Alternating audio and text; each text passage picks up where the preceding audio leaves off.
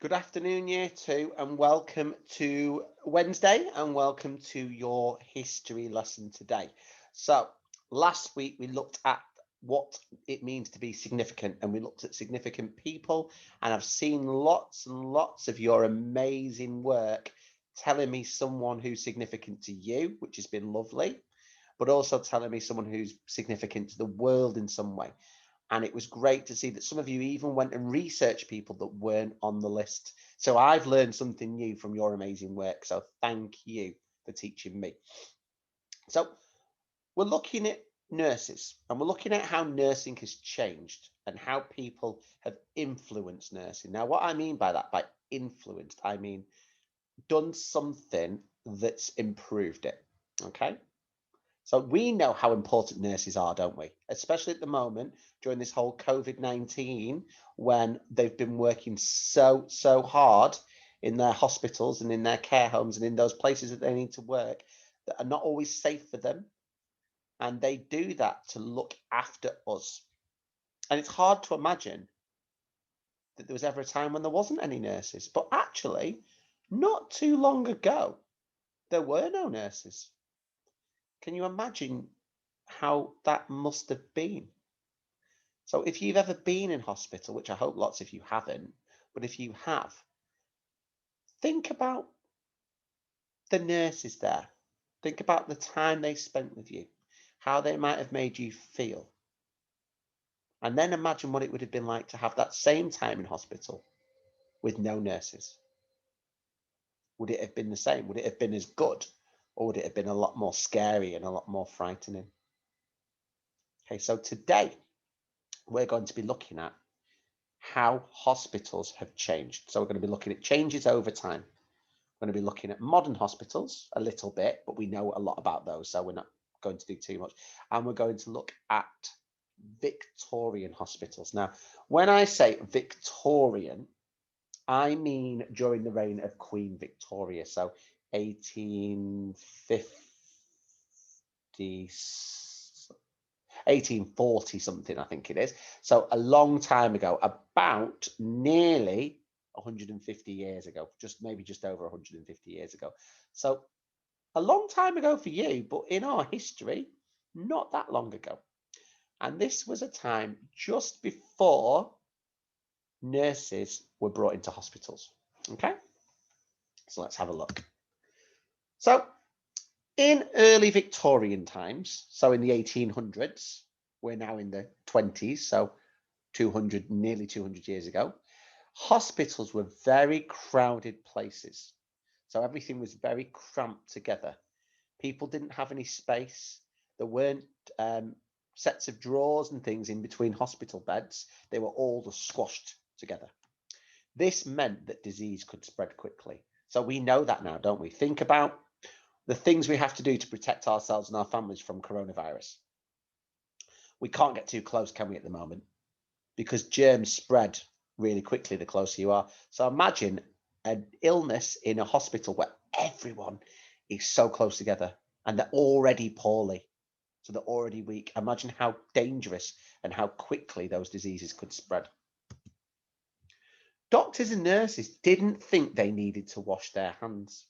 Now, again, we know how important washing our hands is. And I know those children who are in the key worker, critical worker group with me at school, we're always washing our hands. And we know how important it is to be using soap and water to make sure that we do them for long enough, to make sure we do the thumbs in between the fingers, under the nails, backs of our hands, our wrists. We know how important that is to stop us putting germs into our mouth, don't we? But doctors and nurses didn't know that in Victorian times. They didn't know about germs. They didn't know germs were a thing. So they didn't wash their hands. And surgeons, and they're the people who do the operation, so they're the ones who have to go inside people's bodies and take things out and fix things. They didn't wear gloves or wash their hands either. And so what happens is our bodies are covered in skin. And our skin is our protective barrier. It keeps our inside of our bodies safe. So if you get a germ on your skin, what happens is you can wash it off, can't you? It's not going to get any deeper than your skin. But if you've got cuts, and we know we put plasters on to protect our cuts, don't we, from getting germs in them, which can make them infected and make them worse. And imagine if someone had to have a cut in their body so that the surgeon could go inside. If that surgeon had germs all over his hand, where are those germs going to go? They go inside the person's body and make them even more poorly, aren't they? So it's hard to believe that people didn't wash their hands. And imagine how sick people got. Hospitals also, in Victorian times, often had rats running around, which left filthy droppings and spread even more disease. So how is that different to now? Do we have rats in hospitals, in modern hospitals?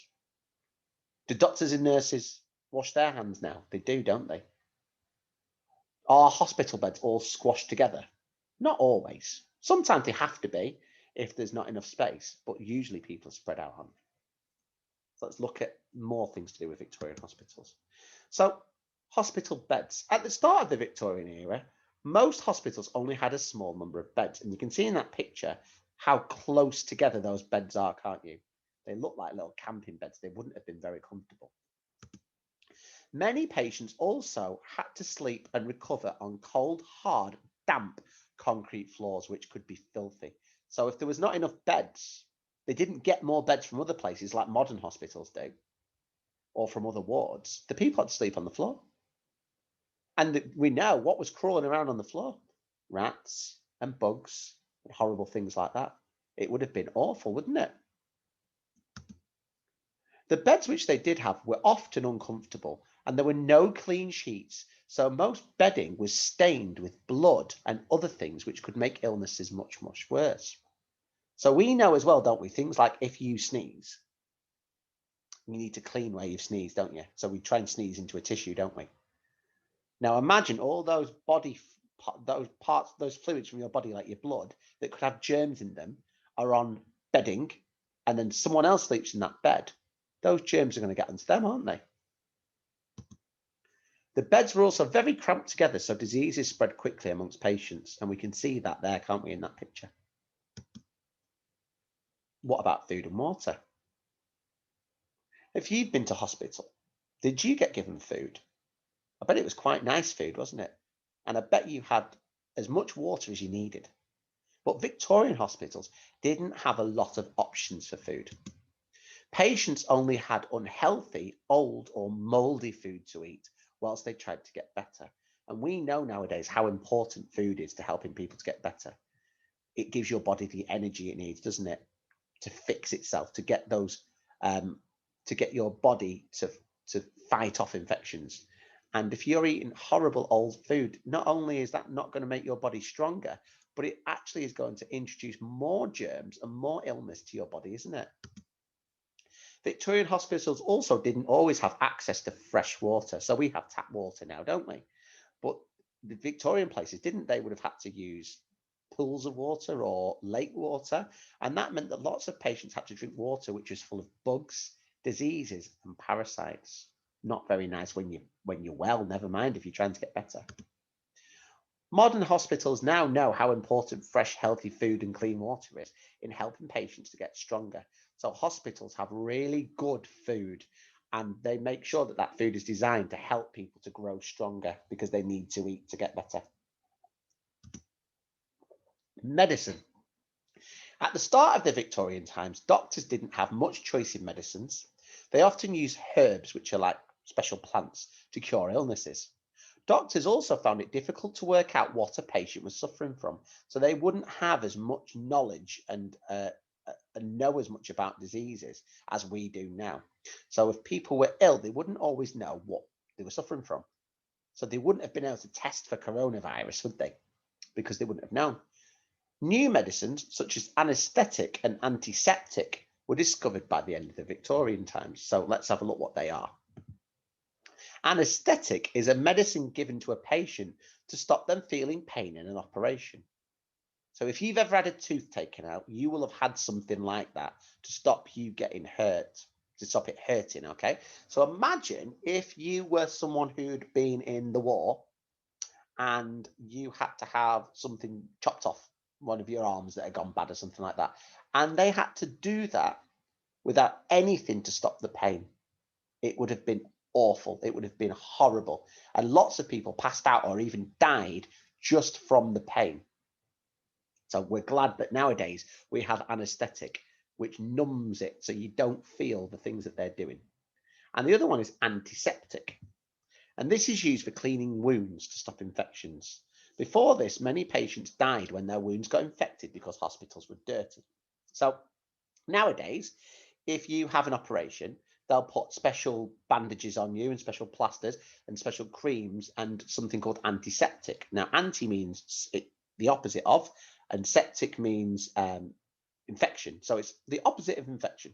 So it stops infection. And most people nowadays, if they have a cut or something, it won't kill them. Okay. I know your mums and dads will put cream on and things like that to help you in plasters.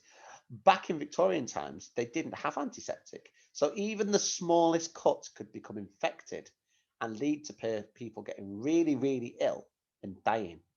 And just think, if you're in a dirty hospital like the Victorian hospitals, you're more likely to get those germs, aren't you? So what about lighting and electricity? So in Victorian times and before this, electricity wasn't widely available. It had been discovered, but there wasn't a lot of it. So some people who were rich could afford some electric lighting, but most hospitals had to get by with candles and oil lamps. So have you ever used a candle? It's very nice and calming, but would it be good if you were trying to look what was wrong with a patient at night? This meant that Victorian hospitals were very dark at night time, and doctors might not be able to see injuries or wounds which needed treating quickly. So imagine you got an infected wound in the night. The doctor couldn't see what was wrong with it because he couldn't see in the dark. And then by the morning, it had gotten so bad that you were really poorly. That wouldn't be good, would it? So nowadays, we know hospitals are full of electricity, aren't they? Full of great lighting so we can always see. Without electricity, there also weren't any machines to monitor the health of patients. So they didn't have machines. They had no x-rays, so you couldn't see what was wrong with someone. If they'd broken a bone, you couldn't have a look inside and see. They had no heart monitors. So if you wanted to check if somebody was breathing okay and how their heart was doing, couldn't do that. Had to listen to it by hand. And no defibrillators. Now they're the electric machines that they use when people are ill to start their hearts up again when their hearts have stopped. They didn't have those either. So lots of people died. So x-rays, heart monitors, and defibrillators are all things that hospitals have now that help to keep people alive, aren't they? And staff. In Victorian times, there was no such things as nurses. They didn't have them. Imagine that. Like we said at the start. Women weren't allowed to work, and Victorian hospitals only had doctors working there, and not many. However, there were not many doctors, so most poorly patients were not seen or helped for long periods of time. So you might see a doctor once every 2 days. They wouldn't have been as clever as they are now. And imagine if you got ill before they came back, you could go a long time without being seen. Lots of doctors were not very well trained, unlike today. So doctors now have to go to university for about 10 years, I think it is. It might even be longer. And some weren't even paid to do their important job. So they weren't actually paid money to do it. And then this lady came along, Florence Nightingale. And we're going to look a little bit at her today, but we're going to learn more about her next week. A nurse called Florence Nightingale helped to make hospitals better places. She believed hospitals should be clean and tidy places which weren't crowded. And she changed things for the better. Florence wanted nurses and doctors to wash their hands. She also made sure patients washed too. These changes helped patients to recover more quickly and to avoid getting infections, just like today. Florence also trained nurses, which helped the care in hospitals to get better. So Florence was one of the first nurses, and she trained others, and she actually set up a nursing school. So Florence Nightingale was the first nurse in 1854, I think it was. So she was very important. So if there's someone, if your mum or dad or auntie or uncle or brother or sister is a nurse, that's happened because Florence Nightingale did it, because she started it off. So nurses were trained to do all these wonderful things. And there was other improvements too. not just from Florence Nightingale. People began to understand how good hygiene, so looking after your hands and cleaning your body, was needed during operations to stop infections. And a man called Joseph Lister, pictured here, was a famous Victorian surgeon, and he made sure that surgeons wore clean gloves. So they would put a pair of gloves on, do the operation, and then take the gloves off and bin them to make them clean. Okay? And did you know, at the end of the Victorian times, the first medical x-ray was taken, but they didn't have that for most of the Victorian era. So this would have been the 1900s by the time the x-ray was done. So there was different types of hospitals in Victorian times. There were voluntary hospitals, which were hospitals for the poor. Doctors weren't paid, and patients only paid for the medicine they were given. So you had to pay. It wasn't like today when we get free healthcare. We don't have to pay for our healthcare. But the poor people could only afford a really bad healthcare. So they wouldn't have had very good doctors, and they wouldn't have got very good medicine. There was also something called poor law infirmaries, and these were the worst hospitals. They were found in workhouses, and this is places where poor people who had no job or home lived. There were cottage hospitals. These were set up for people who lived too far away from a hospital. There were places called asylums, which weren't very nice. This was special hospitals for people with mental health problems, and the patients there were not treated very well. They didn't care for them very well at all. There were specialist hospitals for people who couldn't get the care they needed in a voluntary hospital, and these hospitals tried to find out more about diseases. So specialist hospitals would say you'd go to one that dealt with a disease like polio, and they would help treat that. And there were hospitals for infectious diseases.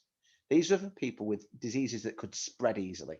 Okay, so they were put in quarantine and they weren't allowed to see anybody else most of the time, or they were all put together and that disease would spread. So hospitals today, I'm not going to tell you much about them today because I'm sure you know about them and you can find out about them. Have you been to one before, and what was it like? Tell someone what it was like. Have a look at those pictures now. They look very different than the old Victorian hospitals, don't they? Much cleaner, much lighter, much more spread out, much more medicine.